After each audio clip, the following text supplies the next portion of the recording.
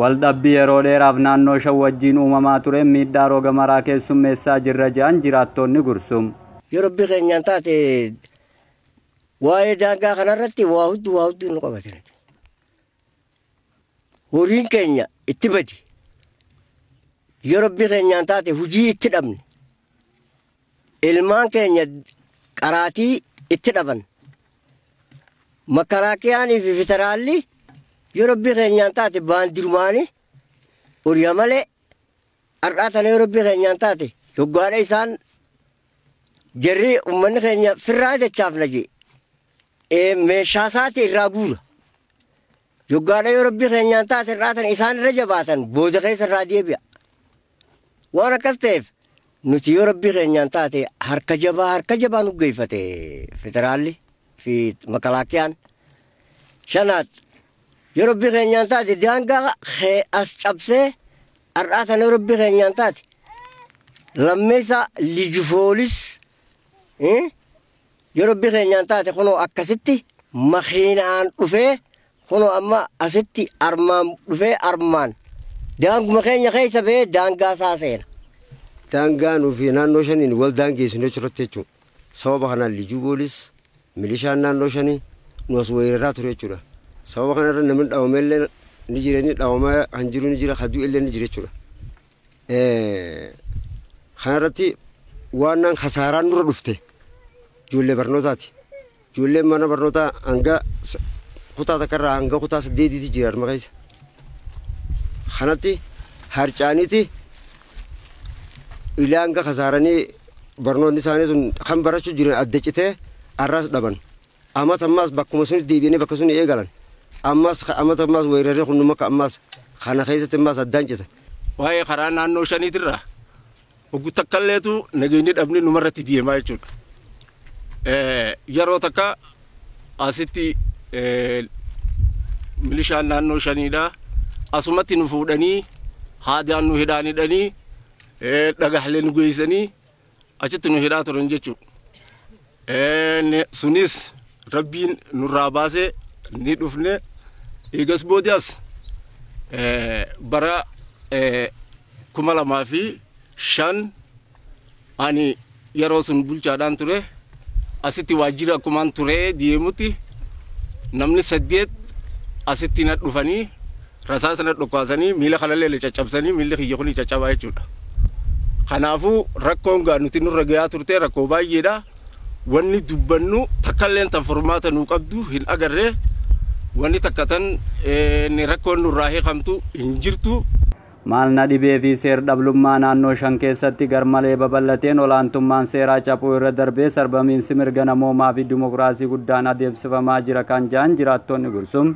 Itti dabaluunis humni kun hariiroo lammiilee biyyattii mara addaan muree tajaajila hawaasummaa garaagaraa addaan kutaa kan jiruu fi wajjin jireenya hawaasummatti gufuu guddaa ta'e kan jiru akkasumas biyyuma teenya keessatti naannoo shanii wajjin bitannee gurgurachuu firaa fi maatii keenya deemnee ilaaluu hin dandeenyu jedhaniiti jiru. Araddaa gulmiyyee boraalee bakka jaanirraan as baqannee dhufne. Waraana abdii illeetiin ganama subii nurratti baqatanii abbaa mana kiyyallee fooxa fi shiitan manarraa isaan keessa dhoqiisinee dabarsine. Saniifuu rakkina kanaa kun nurra ga'ee nuti daangaa keenyarratti wasana keenyarratti nu dhufanii halkan dukkana nu saamanii lubbuu isaaniitiin baafatanii waraana jala baatii 4 magaalaa naannoo jaamtu keessa taa'an. Erga achitti furmaanni isiniif dhufa eeggadhaa jedhanii eeggannee furmaata hoggodhamnu asitti as dabarre magaalaa Gursumtanatti. Magaalaa Gursumtana baatii 12 keessa jirra. Sanirraa kaasee ilaa ifanaatitti yoo Gursum kana dhufnee jaarsa keenyaaf sinqeef na jenne achitti jaartii ulmaati fi nuti kanas dhufellee aduutti nu baasanii gaaddisa keessatti hin deeminaa nuun jedhanii aduu keessa nu kaanii wanni nurraa aduudhaan dafka nurraa fixan yoo kara gaaddisaa seenan hin siqinaa ta'a qixaata keessan waan Gursum dhayitanii jaarsa keessan kan baqate laaltaniif nuun jedhanii akkashin nu qixaatan haati teenya abbaan keenya yoo achi keessa kan duutaate dhaynee ilaaluu hin dandeenyu taziyaa san asuma fixanna malee akka itti du'an waan irra du'an dhaynee ilaaluu hin dandeenyu horii keenya fi ijoollee keenyallee achi dhaynee ilaalachuu hin dandeenyu. Isi yoo achi dhaynee nuun dhiisan nu qixaatan nu ajjeessan lubbuu keenya sodaannee baqannee as keessa jirra baatii 12 idil. Ilmaan shaniin qaba. Shanirraa 2 harkaan qaba 3 jiran akkoo isaanii bira ilmaan keessa yoo dhukkubsatan laaluu hin danda'u yoo du'anillee dhaqee laaluu hin danda'u saniifuu rakkina kanaatiif baqannee as keessa jirra. Jiraata aanaa Boraaleeti dureen ammoo araddaa warra aleetiin teessoon tiyya gadi immoo nurra gaggeeffame booda baqannee aanaa gursummaan jirruufi ani maatii sadiin qaba akka mataa qayyaatti ilmaan. Maatii sadeen irraa lamanarraa dhukkubanii kalee amma maatii sadeen sun egaa mootummaan keenya Abiyyii fi Lammaan nu qabatan marakkoon hellatu ajjeechaan irratti hin gaggeeffamtu jeetiin kaleen ilaala jee akkaan galatti waraanni bombaasii makiinaadhaan irratti ajajame eda haati mana qayyaa kopheetti jas dhoysite mataa qayya deerana darbitee jalbaabaan na uufte hogga isaan na marsanii na qabuuf kaan akkasitti na awwaalte hanga isaan na dhabanii dabran takkatti na awwaalte jechuudha. Kanaafuu hogga isaan narraa deeman boodaan hara bu'ee miilaan halkan edaa jambi deemaa bulbulee ganama kana aanaa gursumseen jechuudha. Waldiddaa yeroo dheeraaf naannoo Shanfaana uumameenis lubbuu fi qabeenyi hedduun badee jira. Akkasumas hojiin gama siyaasaa, dinagdee, hawaasummaa, aadaa, seenaa fi afaanii miidhamee akka jiru himan jiraattonni Gursum kan OMN dubbise. Akka aanaa Gursumitti rakkoon jiru waa'ee daangaa kana laalchisee osoo daangaa kana ibsanii duratti OMN duraan laaluudhaaf dhorkamnee mataa lama yeroo itti goonu halkan itti kaayyannee guyyaa irraa baafnee akka nu harkanii nu qabneef nu dhorkamaa turte san akkanatti aanaa Gursum keessa dhuftee yaada keenya nurraa fuudhuudhaaf galatoomaan isinii jechuu barbaada. Kanatti aansee akka rakkina daangaatitti kan hin kaasu yoon ta'e sababa daangaatiin lubbuun nama 48tu lubbuu dhabe kamadaawee nama 50 takka qabeenyi barbadaawee qabeenya miliyoona 25 olitti shalagamuutu barbadaa'ee jira jechuudha. Akkasumatti mana barumsaa 11tu cufamee ijoolleen 10,000 taatu barumsa dhabdee akkasi jirti jechuudha. Abbaa warraa 5,000tu buqqa'ee maatii isaatiin kan adda bahee maatiin isaa bakka kophaa jirtu inni bakka addaa jiru jira ilaa ammatti jira jechuudha. Baraa 2005 irraa eegalee rakkinni kun deemaa jira jechuudha. Qabeenyi dilni dhabame manni qaraatee ni cufame qeerroon obsanuu taateeti jimaan keenya bandoo ta'ee qabeenya keenya saamame waa takka irraa dhabne efana miskiinumma deebinee jirra. Taniin qabu tana ji haa ta'u mana kun ijoolleen harma keessatti haakimamtullee manni kun cabeeti cabsanii waan daa'iman hirma keenya nu jalaa saamuu qaban. Haa ta'u maasis nuti hirma keessatti hojjetaa turre. Ammoo qabeenyi namaa iddilni dhume. Qeerroon isiidhaan lafaan nu fuudhee hamma naa'u abdii irraatti qabna. Tan qabnu tanaani. Mana barumsaa 11 ol barattoota 13 ol kan sani shalagamuutu barumsa dhabanii taa'aa jiran. Hanga ammatti amma zoonii Boraalee lafa jaamtu manni dhaqee jiraachuu hin danda'u. Maaliif manni dhaqee jiraachuu hin dandeenyaa jiraannu jennee yoo gaafanne dhimmi mootummaan keessa jirulleen hamma gabbee dubbachuu dadhabutti osoo dhaga'u kana man dhageenyee ta'utti jechuudha. Akka dhagalaatti nu ilaalaa jiranii uummata Boraalee san zooniin sun yoo fudhanne amma gara uummatoota baay'eetti lakkaa'amani. Gara uummata 10,000 ol ta'u manni. Haaskaan kun hanga ammaa manaakimaan qaban. Manaakimaa araddaa qoree irra jiru tokko hanga ammaa meeshaa isa keessaa fuudhanii warri kilili shanii liju poolisiin caccabsanii meeshaa siratanii buufatanis caccabsanii hiratanii jiran. Uummanni Oromoo kan dhukkubsatee fi bifa da'umsaatiin bilaash turaab ta'aa jiran jechuudha hanga ammaatti. Rakkoo sanii furmaanni mootummaan kun godhee sin jiru qaamni dhimmi ilaalu kan dhufee ilaalee sin jiru jechuudha. Waa'ee daangaa ilaalchisee dhimma jajjabaatu irra deemu jira. Saamamaa jira hanga ammaa uummatichi saamamaa jira. Dargaggeessi saamamaa jira. Dargaggeessi gaddeemee warra isaatii wal arguu hin danda'u. Rakkoon bal'aan kan hanga ammaa ibsamedha. Ibsu jiran.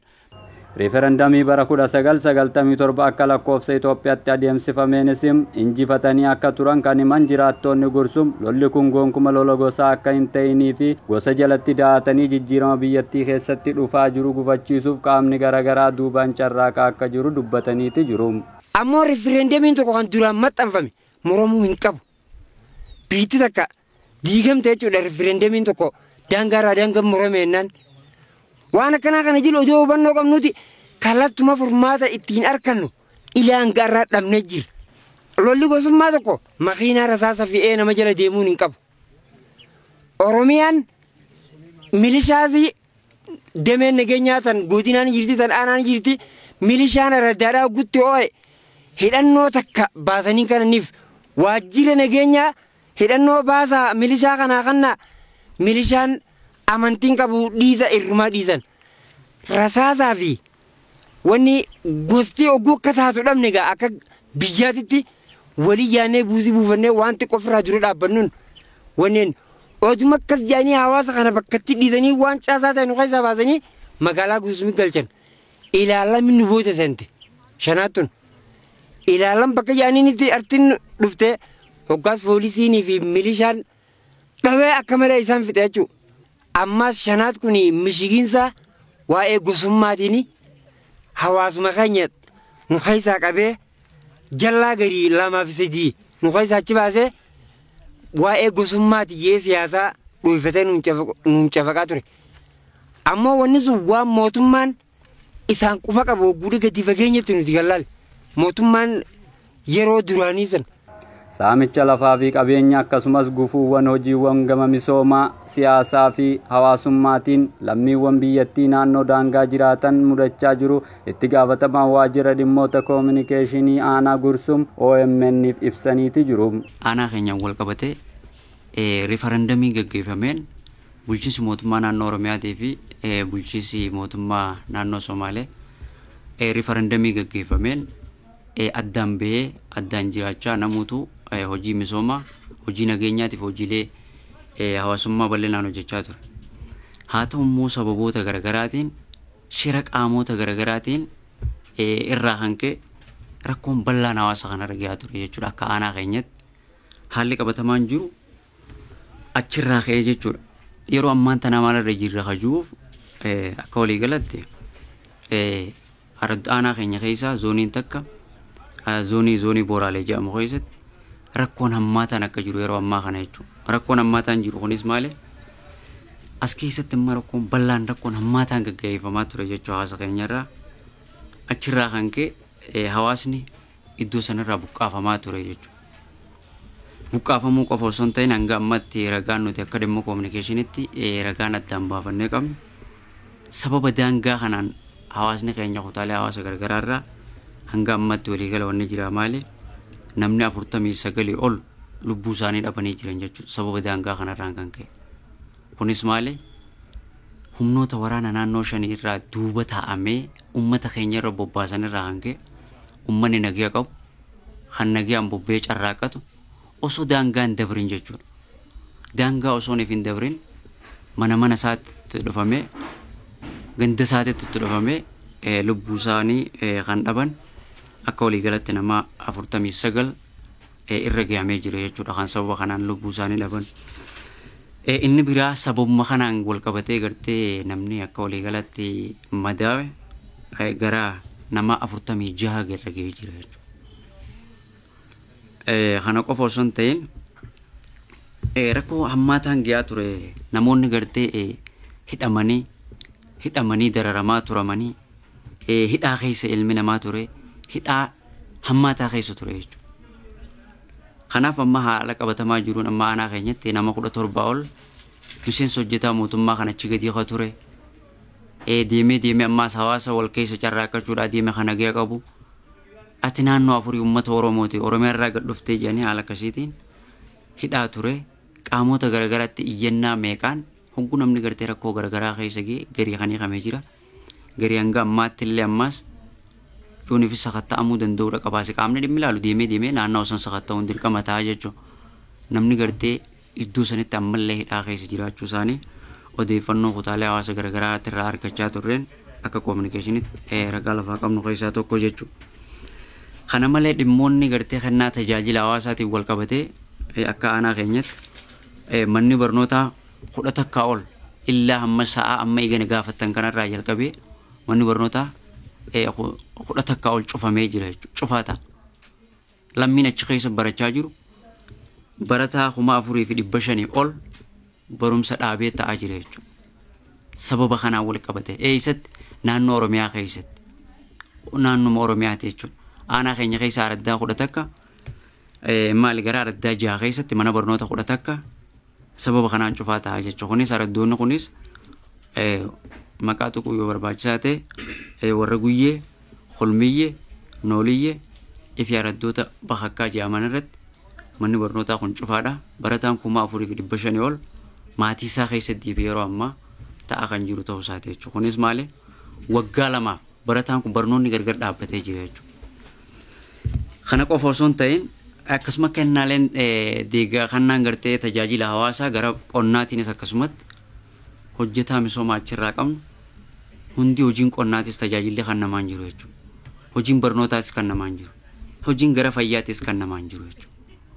Kanaaf hawaasni gartee aanaa keenyaa uummanni kun gartee araddoonni zoonii kanaa maali aanaa keenya jala jiranii rifarandamii 97 gaggeeffame kanaan hawaasni addaan ba'ee nagaa fayyaan adda jiraachaa jira. Akka kominikeeshiniitti gugabbuunee ilaallu immoo maali uummanni gartee yaadne achirraa kannachaa jiru nuti naannoo afurii nuti uummata Oromooti. Uummata Oromooti amma deemee onnechaa jira maali hanga duunee qabrii jiraannutti illee nuti uummata Oromooti. Uummata Oromooti irraa cirnee isa dheeyna. Kanaaf uummanni yaadne kannachaa jiru kana fakkaataa jechuudha. Garuu immoo uummata kana jechaa jiru kana gochoota garagaraa irra qindeessuudhaan uummata gartee balaa garagaraatiif saaxiluudhaan uummanni gartee bu'uuraalee misooma garagaraati irraa kan fayyadamne ta'aa jira jechuudha. Kun qaama dhimmi ilaaluufis nutis ragaas qindeessinee qaama dhimmi ilaaluufis kan naa kan turre kana jechuu barbaade. Achuma keessatti keellaa fayyaa gara keellaa fayyaa 8 ol buufata fayyaa tokko cufamee jira jechuudha. Hanga sa'a amma eegana irra geenya kanatti illee cufamee jira jechuudha. Kana qofa osoo hin ta'in qabeenyi hawaasarraa saamamaa ture jechuudha. Qabeenyi garagaraa saamamaa ture. Qabeenyi saamame kunis qabeenya beelladaa haa ta'u meeshaalee dhaabbilee mootummaa iddoo san jiran haa ta'u bal'inaan saamamaa ture jechuudha. Akka waliigalatti hogguunii fi qabeenya kana walitti daanee laallu qabeenyi sababa kanaan barbadaa'e gara miliyoona 16 ta'a jechuudha. Dabalataanis jiraattonni Gursum miidhaa yeroo garagaratti qabeenyaa fi lubbuu namaatirra gahaa jiru mootummaan lammiiwwan isaa naannoo daangaa jiraatan irraa dhaabuu qaba jedhaniiti jiru. Rakkina daangaa isaan mudateen jiraattonni aanaa Gursum Araddaa Udal namoonni hedduun manaa fi qabeenya isaaniitirraa buqqa'uu bira darbee ilmaan isaanii mana barnootaatti barachuu akka dadhabaniif namoonni hedduun akka wareegaman akkasumas akka madaawan dubbatu jiraattonni aanaa Gursum Araddaa Awdal gabaasoo MN qophaa'eef Udii Musaa Gursum Awdal ganda Amboorraa.